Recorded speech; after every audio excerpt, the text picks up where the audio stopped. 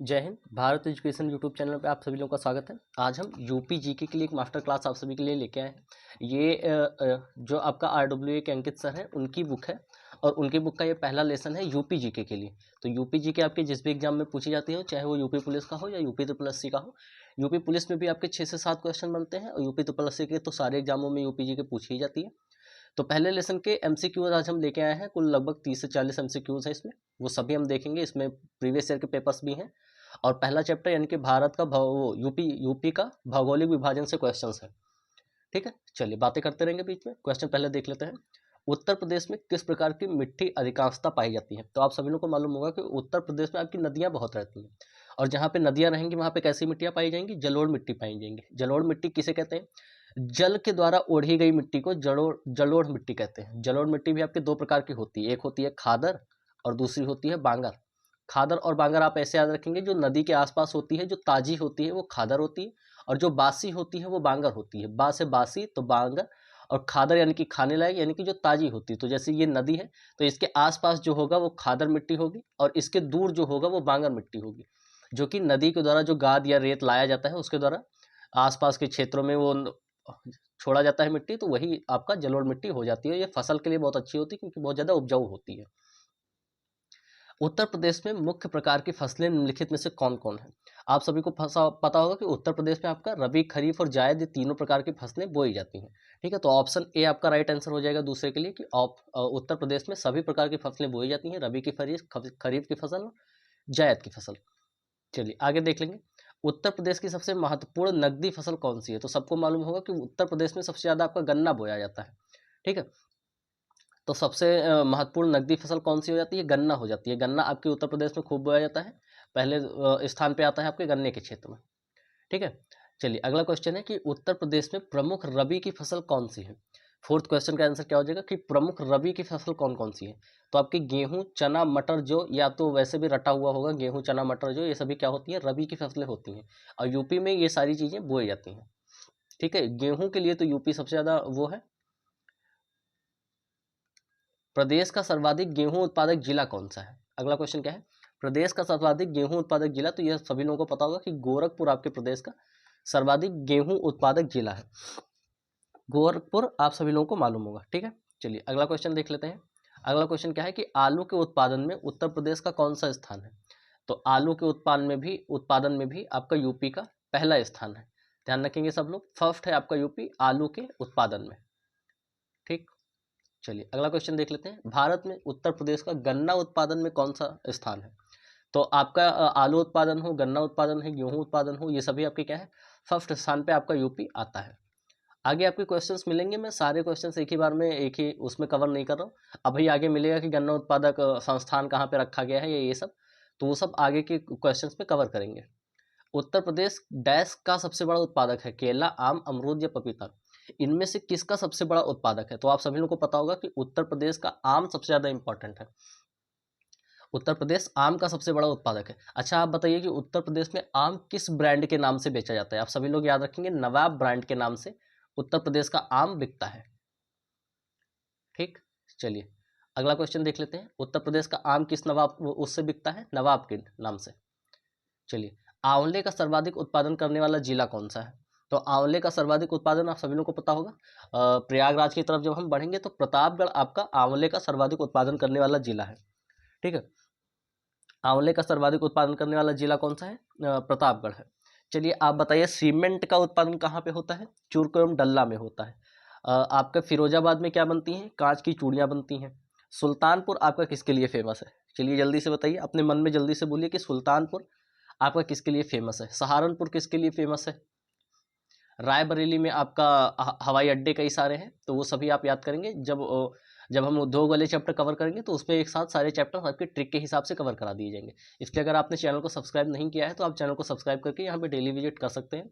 आपको कई सारी अच्छी अच्छी चीज़ें मिलेंगी। हिंदी के कई प्रैक्टिस सेट मैंने यूपी पुलिस के लिए डाले हुए हैं, मैथ के डाले हुए हैं, और भी आपको ऐसे इससे रिलेटेड कई सारे एग्जाम से रिलेटेड मिलेंगे। ठीक है, आपके हेल्प के लिए कई सारी इसमें वीडियोस अपलोड होती रहेंगी। उत्तर प्रदेश के निम्नलिखित में से किस जिले में अफीम की फैक्ट्री उपस्थित है? तो अफीम की फैक्ट्री उत्तर प्रदेश के एकमात्र गाजीपुर जिले में उपस्थित है। ठीक है, गाजीपुर में, ध्यान रखेंगे आप, गाजीपुर में आपका अफीम की फैक्ट्री उपस्थित है। ग्रेनाइट के रूप में बेतवा तथा धसान नदियों के जल प्लावित क्षेत्र में किस प्रकार की मृदा पाई जाती है? तो ग्रेनाइट के रूप में बेतवा तथा धसान नदियों के लाल मृदा पाई जाती है। ग्रेनाइट, ग्रेनाइट किसका सिंबल होता है? रेड कलर का होता है, तो इसलिए यहाँ पे लाल मिट्टी आपका गेस कर सकते हैं आसानी से। अगला क्वेश्चन देख लेते हैं। प्रदेश का सर्वाधिक चना उत्पादक क्षेत्र कौन सा है? चना उत्पादक अभी मैंने बताया था रबी की फसल होती है, तो चना उत्पादक क्षेत्र यहाँ पे सबसे ज्यादा कौन सा है? बुंदेलखंड प्रदेश। बुंदेलखंड का जो रीजन होता है वो आपके सर्वाधिक चना उत्पादन के लिए फेमस होता है।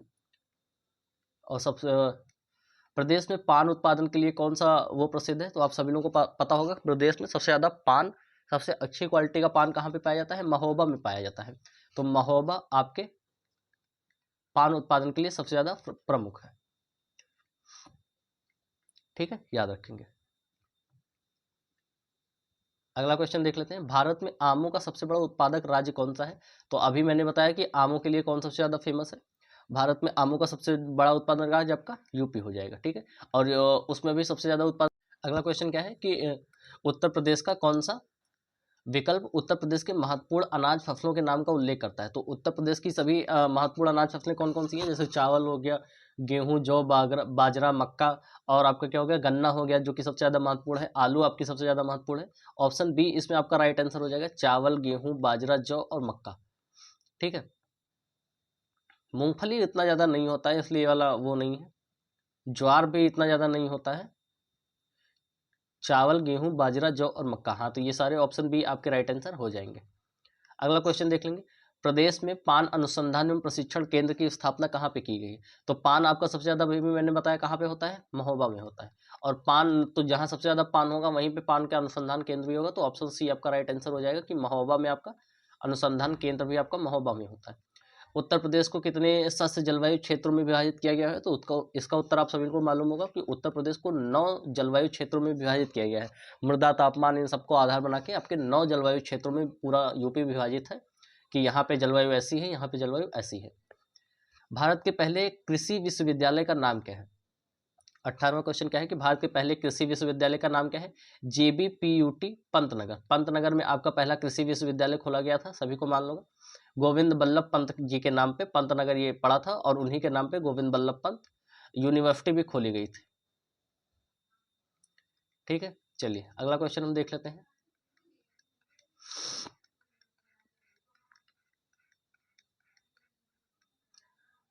भारतीय पशु चिकित्सा अनुसंधान संस्थान कहाँ पे स्थित है? 19वें का राइट आंसर क्या हो जाएगा? बरेली में आपका भारतीय पशु चिकित्सा अनुसंधान संस्थान स्थित है। ठीक है, चलिए अगला क्वेश्चन क्या है। उत्तर प्रदेश में कृषि कुंभ 2018 का आयोजन कहाँ किया गया था? यहाँ पे कुंभ देख के आप वाराणसी या कानपुर ऐसा कुछ मत लगा दीजिएगा। यहाँ पे कृषि कुंभ की बात की गई है, तो कृषि कुंभ सबसे पहले कहाँ आयोजित किया गया था? लखनऊ में आयोजित किया गया था। 2018 में आपका लखनऊ में कृषि कुंभ आयोजित किया गया था। चलिए अगला क्वेश्चन याद रखेंगे। उत्तर प्रदेश की प्रमुख तिलहनी फसल कौन सी है? तिलहनी फसल कौन सी बोली जाती है जो कि तिल की तरह होती है? तिलहनी फसल, तो उत्तर प्रदेश की सबसे तिलहनी फसल राई एवं सरसों है। राई और सरसों सबसे ज्यादा बोई जाती है आपके उत्तर प्रदेश में। चलिए अगला क्वेश्चन देख लेते हैं। उत्तर प्रदेश की अर्थव्यवस्था किस पे आधारित है? तो सभी को मालूम होगा कि उत्तर प्रदेश की अर्थव्यवस्था आपका कृषि पर आधारित है। उत्तर प्रदेश का प्रमुख वो क्या है? कृषि पर आधारित सबसे अर्थव्यवस्था है। लेखपाल के पेपर में पूछा गया था, 2022 में हुआ था। उसका रिजल्ट भी अभी तक नहीं दिया गया। बताओ, 1 महीने काम करवा के उसके बाद उसका ज्वाइनिंग ही नहीं दे रहा है। खैर, क्या ही किया जा सकता है। प्रदेश में आलू निर्यात क्षेत्र कहाँ पे उपस्थित है? तो प्रदेश में आलू निर्यात क्षेत्र आपके आगरा में उपस्थित है। ठीक है, आलू निर्यात क्षेत्र। चलिए अगला क्वेश्चन देख लेते हैं। ब्रिटिश शासन के दौरान भारत की अधिकांश जनसंख्या जीविका के लिए किस क्षेत्र पर निर्भर थी? तो अभी मैंने बताया कि किस क्षेत्र के लिए निर्भर थी। अधिकांश जनसंख्या कृषि के लिए। और कृषि किस में आता है? कृषि किस में आता है? तो कृषि आपका आता है प्राथमिक क्षेत्र में। अच्छा, आपके प्राथमिक क्षेत्र में कृषि और उससे संबंधित सारी चीजें होती हैं। द्वितीय क्षेत्र में क्या होता है? ऐसे सारे कारोबार जो कि कृषि के ऊपर निर्भर होते हैं, वो द्वितीय क्षेत्र में आते हैं।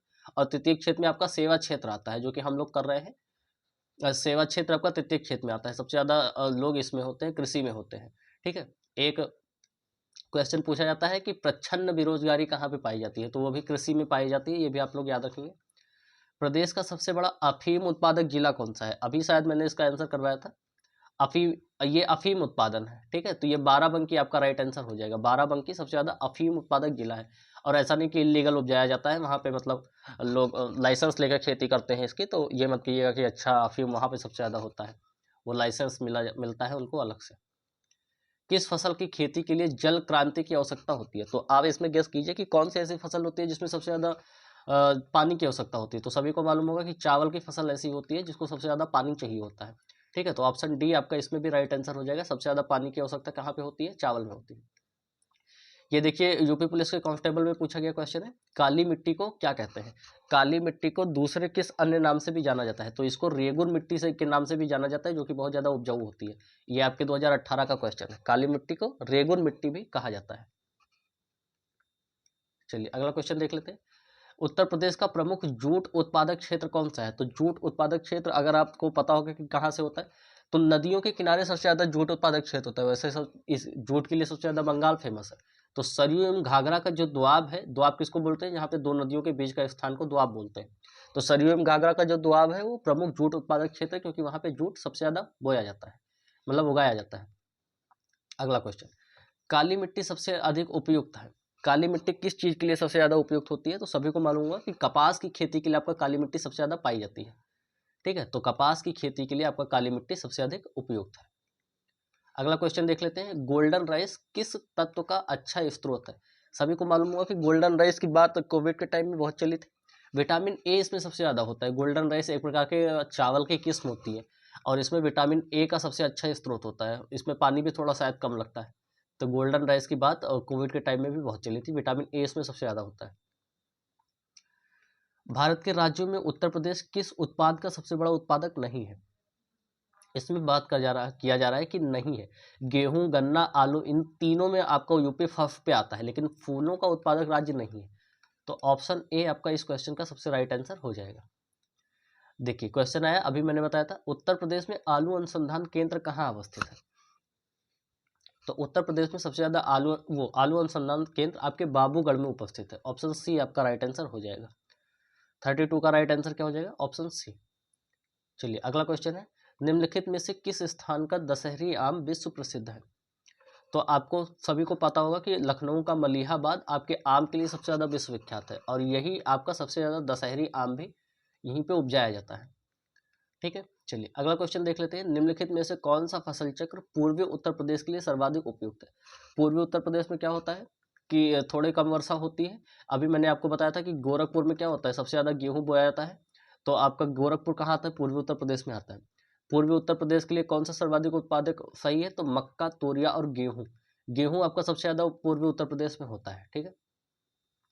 चलिए अगला क्वेश्चन देख लेते हैं, दूध उत्पादन में वृद्धि हेतु उत्तर प्रदेश में ऑपरेशन फ्लड का पहला चरण कब आरंभ किया गया था? तो उत्तर प्रदेश में ऑपरेशन फ्लड का पहला चरण 1970 में आयोजित किया गया था।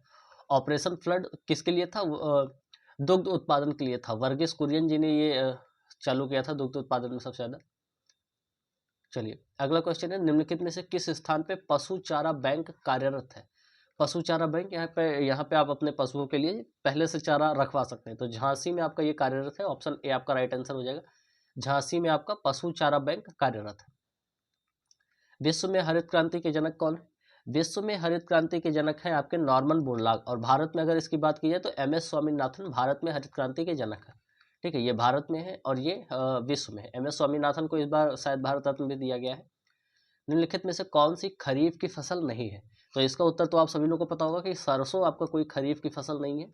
बाकी कपास, मक्का और मूंगफली, ये तीनों क्या है? आपकी खरीफ की फसलें हैं। तो इस चैप्टर में कुल 38 क्वेश्चन दिए हुए थे, जिसका पूरा सॉल्यूशन हमने इस चैप्टर में देखा है। अगला चैप्टर भी आपके लिए जल्दी ही लाया जाएगा। इसके लिए आप चैनल को सब्सक्राइब करके बेल आइकन को प्रेस कर सकते हैं, हमसे जुड़ सकते हैं। अगर वीडियो पसंद आई हो तो लाइक कर सकते हैं। चलिए मिलते हैं अगले वीडियो में, तब तक के लिए जय हिंद, जय भारत।